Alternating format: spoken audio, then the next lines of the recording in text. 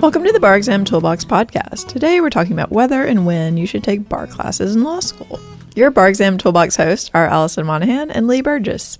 We're here to demystify the bar exam experience so you can study effectively, stay sane, and hopefully pass and move on with your life. Together with the co-creators of the Law School Toolbox, the Bar Exam Toolbox, and the career-related website Career Dicta. I also run the Girls Guide to Law School. If you enjoy the show, please leave a review on your favorite listening app and check out our sister podcast, the Law School Toolbox podcast, if you're in law school. If you have any questions, don't hesitate to reach out to us. You can always reach us via the contact form on barexamtoolbox.com, and we would love to hear from you. With that, let's get started.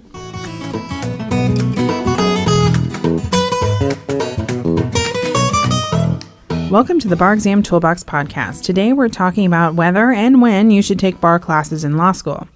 So there are several schools of thought on this. I mean, isn't that shocking? It's like, I know, right? Like, it depends. It depends on what you should do. What you should do? I don't know. It depends. What do you think?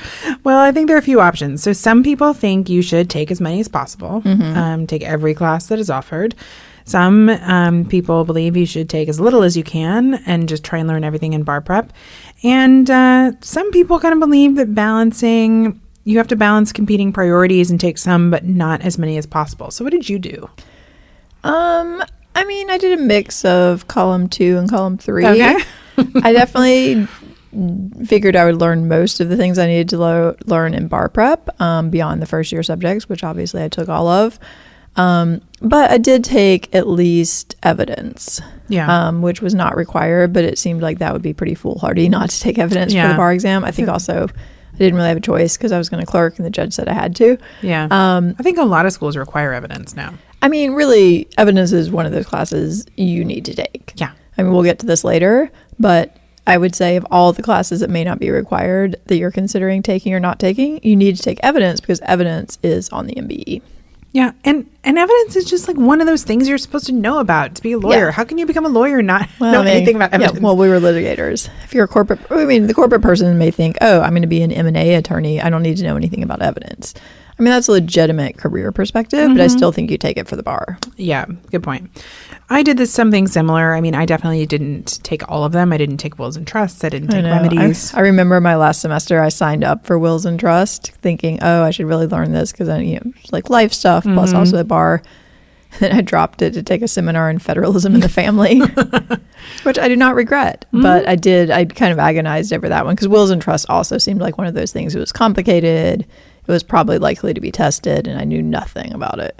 I think my issue with wills and trusts was I thought about taking it, but I did not like the professor who taught it. I had that professor before, and I just knew that I wouldn't be that engaged and wouldn't get that much out of it. Yeah, so, I think, you've got to make your own choices here based on all these factors.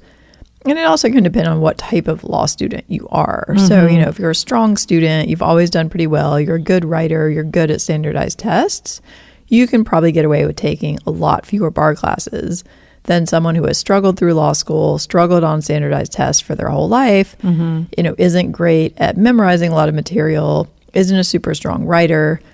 Those people are going to need more substantive knowledge to pass the bar and should be. I mean, sometimes you see those people, when we talk to a lot of people who fail the bar, kind of talk to them about, well, how'd your first year go? Well, it was pretty bad. Okay, how many bar classes did you take? And they're like, well, I didn't really focus on that. Right. That's going to be a problem. It's like, okay. Because the bar is first year classes plus bar subjects. Yeah, it's like, okay, it's kind of too late to do anything about that now, but that was probably a choice that you should have thought carefully about. Yeah.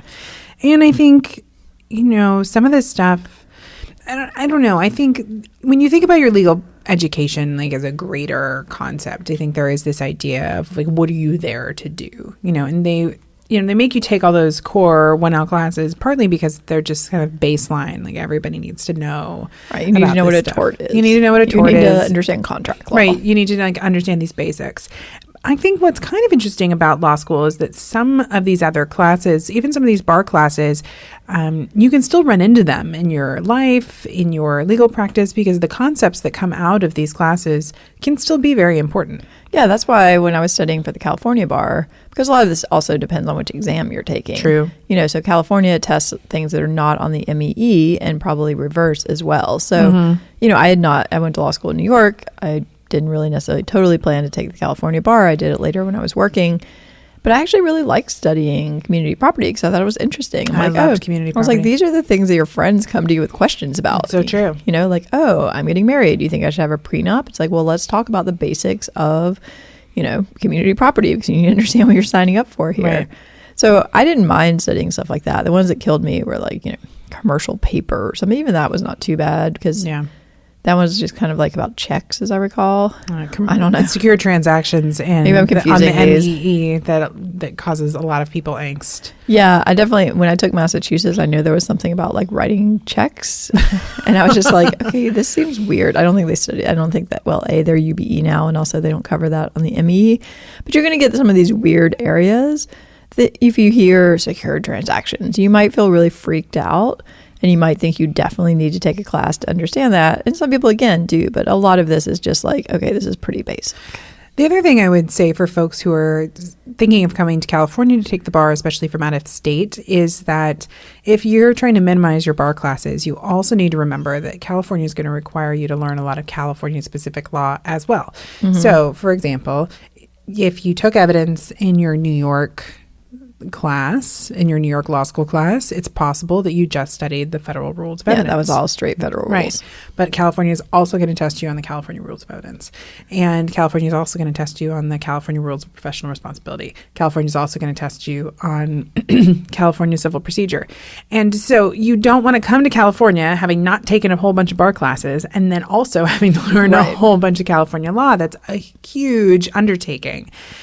So I think especially in California, you want to, make sure that you're able to somewhat minimize the amount of new law that you have to learn, because even just coming from out of state, you're going to have to get a lot of exposure to stuff that was likely not in your law school. Now, a lot of California law schools do teach some of this stuff, so they may also review the California rules of evidence, or they might also review the California rules of professional responsibility, which note just changed. Fun. Yeah, good times. But some don't. So you have to be really thoughtful. So even if you went to school in California, you think you're well prepared, just remember that there's going to be plenty of stuff you still need to learn on the bar. And beyond that, even in some of the bar classes that you do take, they might not cover everything on the bar. So for instance, on the MBE, there are a whole bunch of questions about mortgages. No one ever covers that unless they're teaching basically to the bar. No, how do you record a mortgage? We didn't learn any of that in law school. And I remember sitting in my bar prep class being like, what are we talking about? Record all these different notices and the order of the property deeds. Class is busy talking about like sticks and like foxes. The rule against perpetuities. Like, oh my goodness. So I think, there's going to be stuff that you have to learn even if you take all the bar classes. Yeah. So, how can people figure out what's likely to be tested? You're listening to this and you're like, okay, this seems reasonable, but like, how am I supposed to know what in the world they test in California versus what they test on the UBE? Well, I'm so glad you asked. So first, for the MBE subjects, there are 7 of them, and every jurisdiction uses the MBE. Except Louisiana. So those 7 subjects are contracts, civil procedure, evidence, con law, criminal law and criminal procedure, torts. What am I forgetting? Property. Yes, property. Mm-hmm. So that stuff's all on there. Yay, that was easy. Yeah, and for me, for example, like my criminal law class did not cover criminal procedure, which I think is pretty normal. Mm-hmm. I didn't take Crim Pro, but I probably should have, because those were the MBE questions that I definitely struggled with. Yeah. And hey, I'll be honest, if you're in law school and you might be listening to this, I think that criminal procedure is kind of like community property. So I think you want to know about that. It's one of those calls you get. Yeah. It's one of those like, okay, so I need a referral because my friend just got arrested in a DUI. Right. They searched the car. They searched the car. Yeah, can they search the car? They gave him a breathalyzer, which he tried to not consent to, but they gave it to him anyway. Is that okay? Right. Those are the kind of calls that you get in the middle of the night that you want to have some basis for answering other than like, yeah, I really have no idea. Right. So I would, we're going to talk through our list later, but I think not taking Crim Pro was probably a mistake on my part. Yeah. We also have a handy dandy tool to help people know what's heavily tested on the essays called the Brainy Bar Bank. Yeah, so that basically collects all of the previous essays and sorts them all by topic, subtopic, substantive area, so that you can really drill down within the topics to see what's most likely to show up in these essays. So, for example, in an area like con law, we just say like, con law is on the bar exam. It's like, well, what are we talking about? Are we talking about First Amendment? Are we talking about, who knows? Like, it's a huge area. Like, right. Are we talking about separation of powers? Apparently sometimes in California, we're talking about the Dormant Commerce Clause, right, which showed up recently. So, just to say like, oh, I took first year con law might not really get you the coverage that you would want to have on these topics if your class was a semester long and did not cover things like First Amendment or any of the religious stuff, which is pretty heavily tested. Yeah, and even sometimes it can be challenging because I took a separate First Amendment class in law school, but that went so deep. I remember going back to study for the bar, and I'm like, wait, I need a simple outline about the First Amendment because I know too much exactly about the First Amendment. Yeah, so knowing too much can be bad, but knowing too little can be bad too. You can get other types of frequency analyses. For example, like Smart Bar Prep, they have outlines. I think they also have a free frequency analysis that shows you what's most likely to show up. So you just want to kind of understand what is likely to be up on what's likely to show up on your test so that you can really evaluate, preferably before your second semester 3L year, which classes you might want to be thinking about taking. And if you don't take certain classes, this might actually change your bar exam study plan. So for sure. Yeah, because you're going to need more time to learn this material. And if you got an A in, say, community property, like I did, don't spend a lot of time studying community property for the bar. Yeah, basically, if Lee and I sign up for the same bar course, like a commercial course, they have no way of knowing that I have never seen this topic and Lee tallied the class. Right. So they're just going to tell us both to study for 3 or 4 days and move on with our lives. Right. And that's probably not the right call really for either one of us. No.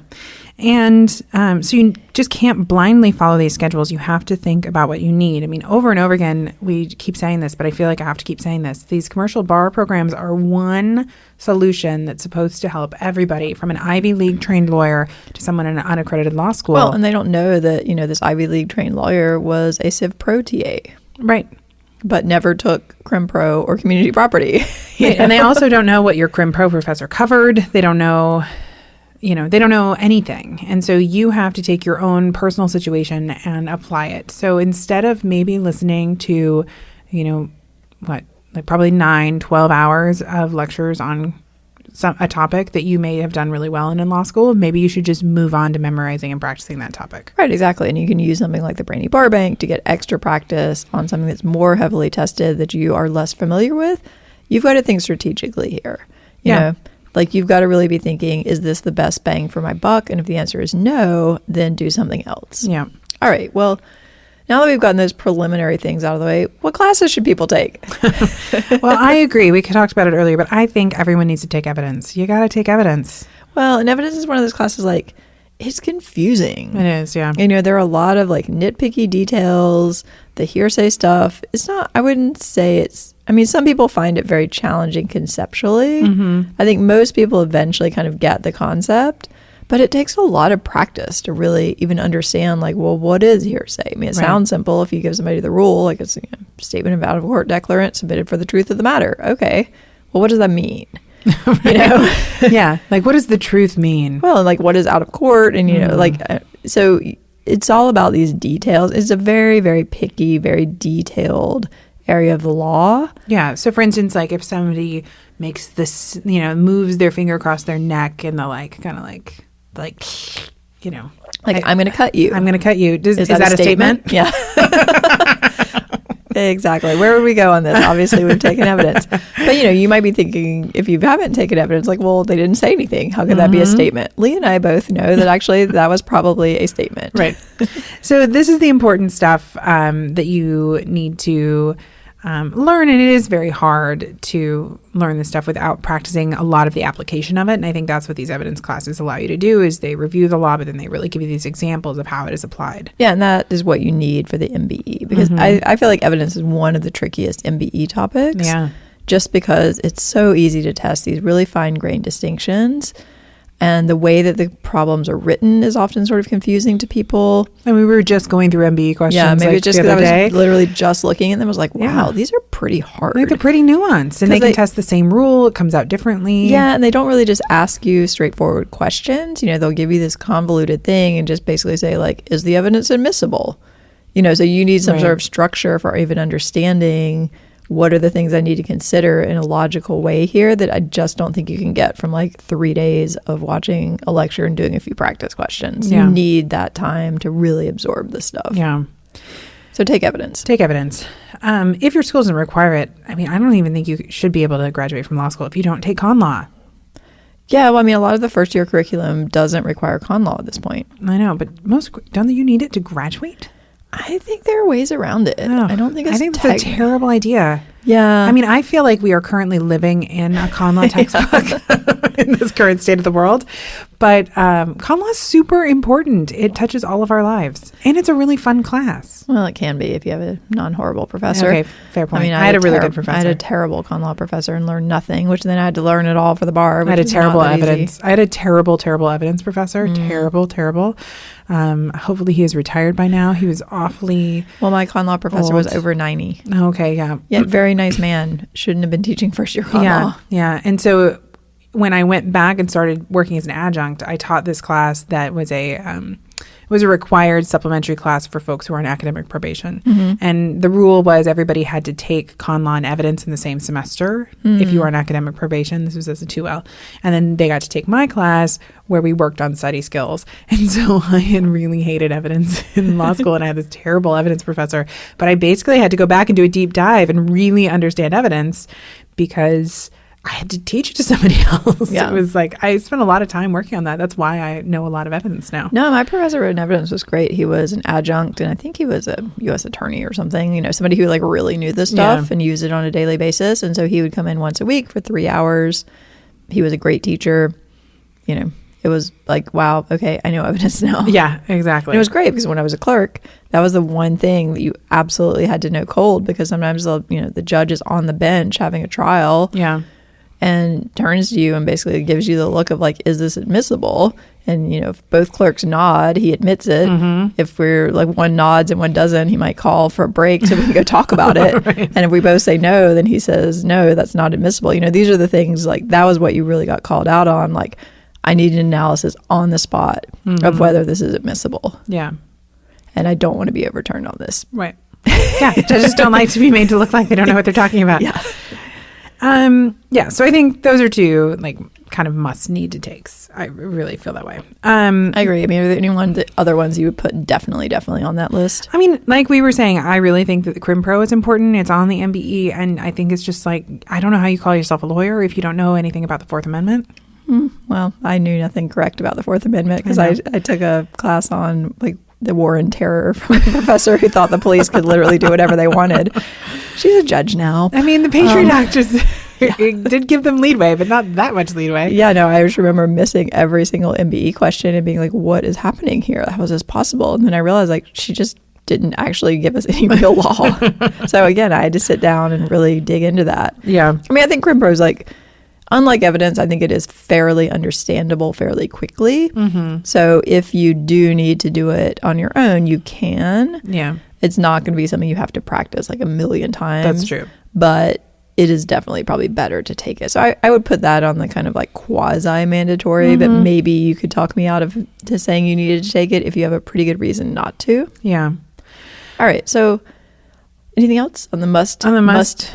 I think you could consider taking wills. I didn't take wills and trust. Well, we're getting rid of the ones you should strongly consider. Oh, strongly consider. Oh, no. I'm done with my strongly consider list. Can we move on to our I think probably consider list? Yeah, I think basically we think you definitely need to have evidence. Con law, maybe crim pro. All right, next. Okay, next level. Yeah, next level. What should you think about taking? So I kind of think there's like, all of these classes are kind of like a smorgasbord. So I think that what you want to think about is you don't want to take none of these. Right. Exactly. You need to take some of these. And so I think there are trade-offs. That's a good point. So I think like I didn't take wills and trusts, but I took family law and community property. So, in California, I typically will tell people don't try and learn wills and trusts and community property all for the bar. I've done it. It's not fun. Right. But I did take family law. Okay. In fact, I took 2 family law classes because I found that interesting. Right. And, and so if you've taken some of this, you're going to at least you're going to have been introduced to the concept. So even though I took community property and family law, in community property, you talk a little bit about death and dying because that's part of community property as well. And so that gave me kind of an intro into wills and trusts. So when I went to go study wills and trusts for the bar, it wasn't completely foreign because I knew, you're not like, what is a will? Right. And I knew like, what is an intestate, what happens when somebody dies intestate and what happens to their money with their spouses and their kids. So I think that, you kind of want to take maybe a course in that family. I would kind of link all of those courses together because you're going to get a little bit of information from some of them. I also didn't take remedies, which a lot of people find is important. Remedies in California is very heavily tested on the bar in some way or another.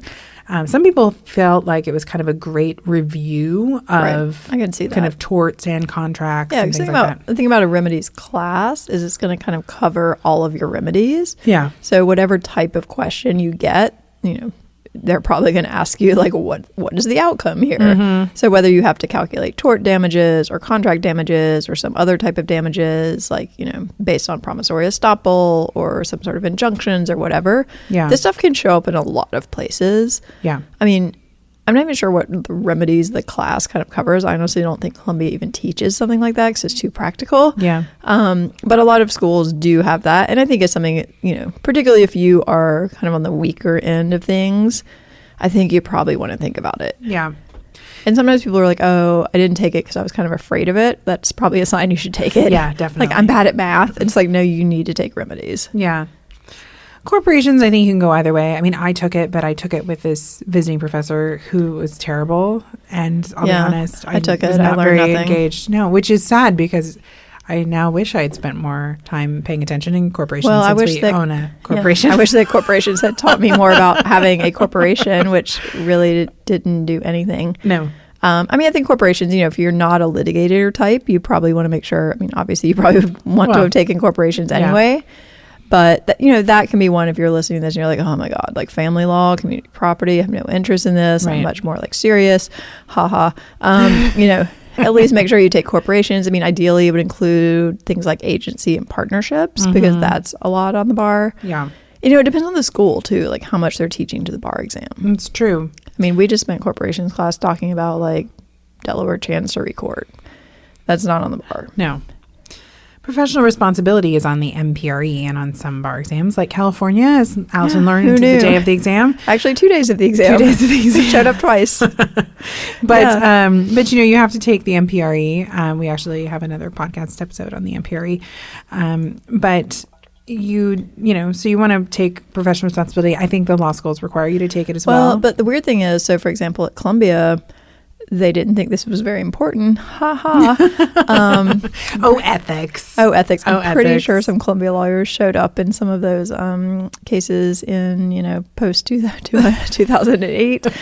Maybe they should have taken a full course in professional responsibility. Whoops. But no, at the time, maybe they've changed this. At the time, they just decided it was a waste of time, but it was required by the ABA.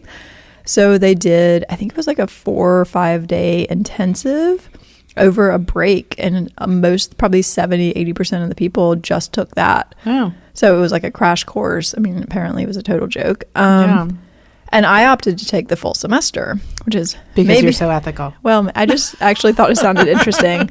And I really liked it. It was a great class. And maybe that is how I managed to pass the California bar without knowing they tested professional responsibility, was having taken this whole class. Yeah. So, if your school doesn't require you to take kind of a full course for professional responsibility, which hopefully none of them are doing that at this point, but I don't know, I think you ought to consider taking it. Yeah. Just because, again, like it's kind of like life skills lawyering. Yeah. Are you allowed to like sleep with your client? You probably want to know the answer to that.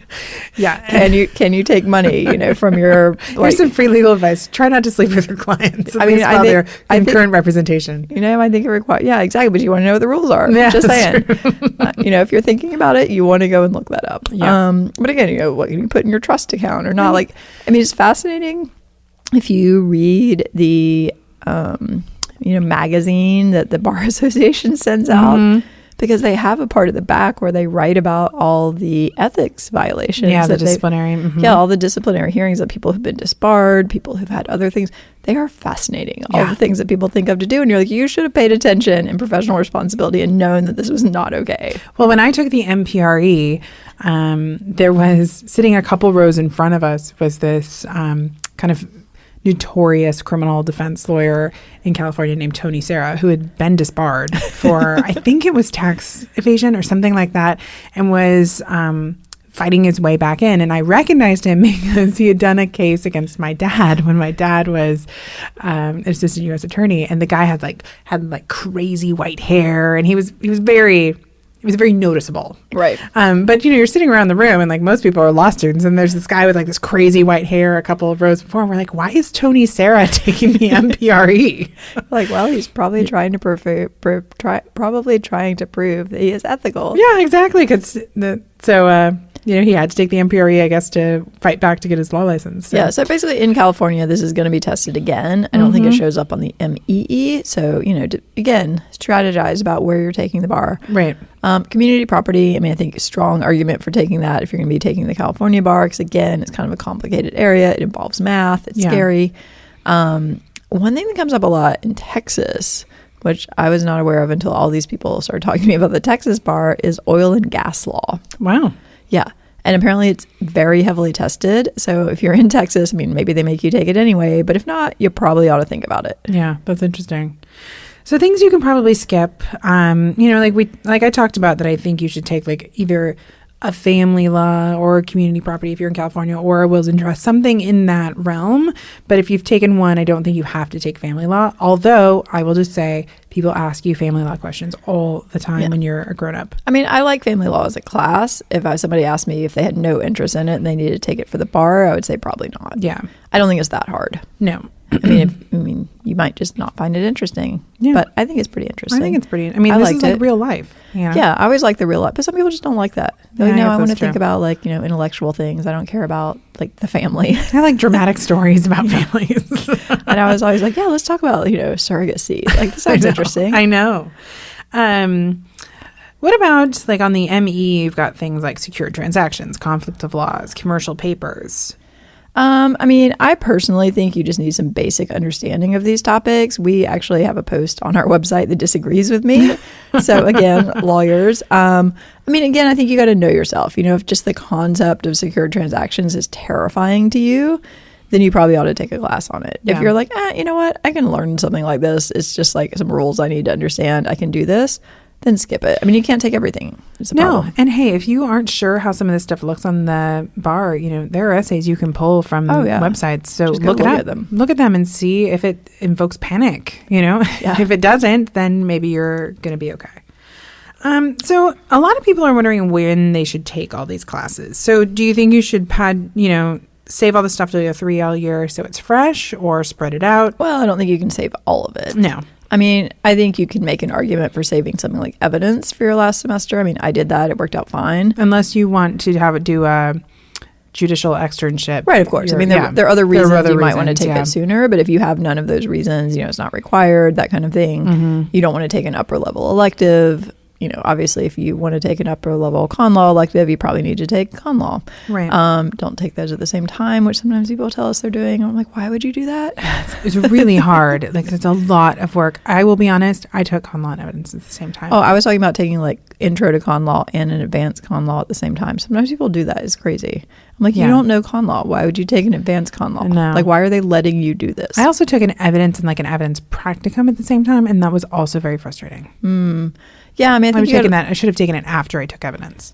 Yeah, that would make more sense. Yeah. I think you want to look at spreading out your hard classes. That's a great point. So for example, you probably don't want to take Fed Courts and Evidence in the same semester necessarily. Yeah. So, take one of those in the fall, one of those in the spring. You also might consider upper level electives in important bar topics that maybe you felt weak in to start with. True. So say, for example, you had a really bad con law professor, you feel like you learned nothing. Maybe you take a First Amendment class. Right. Although, as you point out, that might cause other problems. Well, yeah, you do a really deep dive in some of those classes. But, you can do other advanced con law classes where at least they will refresh your recollection about, individual rights. Right. Or one of the reasons I took Fed Courts, besides just being a dork, was that I'd had a bad con law experience. So I figured, okay, if I'm going to be a litigator, these are things I actually need to understand. So, in taking Fed Courts, again, I got reintroduced to things like jurisdiction and stuff like that maybe I hadn't really processed to start with. Yeah. So what about the performance test? Oh, writing classes. I think this is often overlooked. And this is really important. Yeah, I do. I think they are too. And there are some schools that will have bar prep classes. So maybe that's one thing we definitely also need to talk about. If your school... That was actually the next thing on my list. Oh, well, see, I didn't read ahead. Yes. But oftentimes it's in these bar prep classes that they'll cover the MPT. But, generally writing skills are always important because you have to write to become a lawyer. So I always think you need to take writing classes. Yeah, I think it's important to weave in some writing classes. And I don't necessarily mean paper classes. I mean, those can't hurt. But, something practical, I think is more along the lines of what's going to help you for the bar exam. So maybe it's a contract drafting seminar or something like that if you're into... less litigation focused stuff, or I'm sure there are a million writing classes for litigators, basically drafting classes. But I do think you want to think about your writing and make sure that you are, particularly if you struggled first year, that you are getting that up to speed, because when you're studying for the bar, you do not have time to be learning how to write. That's true. You need to go into bar prep feeling confident that you know how to write in a legal format. Yeah. And there, to your next point, you should take, I think most students should take the bar prep class that your school is offering. So this might be optional. It might be required. Obviously, if it's required, you should take it and probably take it seriously. But if your school has an optional bar prep class, which I think more and more of them are doing, I think it's typically worth taking. You can make an argument not to, but it's one of those things it's probably going to behoove you just to go to that class and do the work. Yeah, just go to the class. I taught these classes. They're helpful. Yeah, and I think students tend to blow them off. Was that your experience when you were teaching? I definitely had some people that blew it off and didn't take it seriously, which I thought was such a mistake. One, you're paying a lot of money to sit in that class, so you might as well get something from it. And it's going to help you pass the bar. Pass the bar? Come on. Yeah, come on. Let's do the assignments and pass the bar. And, any introduction you can get to these pieces of the test make the entire bar prep experience easier. So my law school didn't do a full bar prep class, but they did a class on the performance test in California. At that time, it was 3 hours. And so every other week, you did a full 3-hour performance test, and then it was graded, and then you got feedback on it, and you had to rewrite it if you got a certain score. And so by the time I studied for the California bar, I think I'd done 7. Oh, and it's so amazing. Performance tests. I talk to, we talk to people, even sometimes, frankly, our own students who don't do the performance test practice. And then that is the reason they fail the bar. Yeah, and it's just come on. I know. And so it was so nice when I got to bar prep, I basically didn't have to work on the performance test anymore because I'd done it early. And a lot of your schools are offering help to knock some of this stuff out. They want you to pass. Yeah, it's good for them. So whatever skills, they're trying to help you develop, whatever courses they're creating. Maybe it's not the most fun and exciting class. Maybe you'd rather be doing an externship or something, but just do both. I would even say drop one of the substantive classes that you're thinking of, in a loosely related area. Say you're thinking maybe you want to take secured transactions. And focus on, the bar prep stuff that your school's already giving you for free. Yeah, exactly. Or that you're paying a lot of money for. But either way, you've already paid for it. Yeah, exactly. So it's not costing you any more money. Yeah, it's not costing you because failing the bar is expensive, guys. It's expensive. It is not fun. It is emotionally draining. Yeah. It is just not an experience that we recommend if you can avoid it. And I think taking some of these classes that are offered by your law school seriously, hopefully, is going to help you not have to do this again. You may even find that, they're willing to kind of mentor you personally because they want you to pass. Yeah. All right. Any final thoughts? Yeah, I think my one final thought would be if you are concerned, So for instance, my school used to put out rankings and compare rankings to bar pass rates. Well, it's pretty clear what the correlation is there. Right. It's like if you are in the bottom of your class, your odds of failing are pretty high. Yeah, so if you're in a danger zone and you're worried about passing the bar, just don't go into your last year and go into bar prep being like, well, I guess I'm just going to fail. I mean, there are definitely things you can do. Or I'll just figure it out. Or I'll figure it out. Like, you need to be talking to your academic support and making thoughtful decisions on what classes to take. Maybe you want to be talking to people like us. And we work with a lot of students during their 3L year to try and, lay the foundation for a lot of this bar work.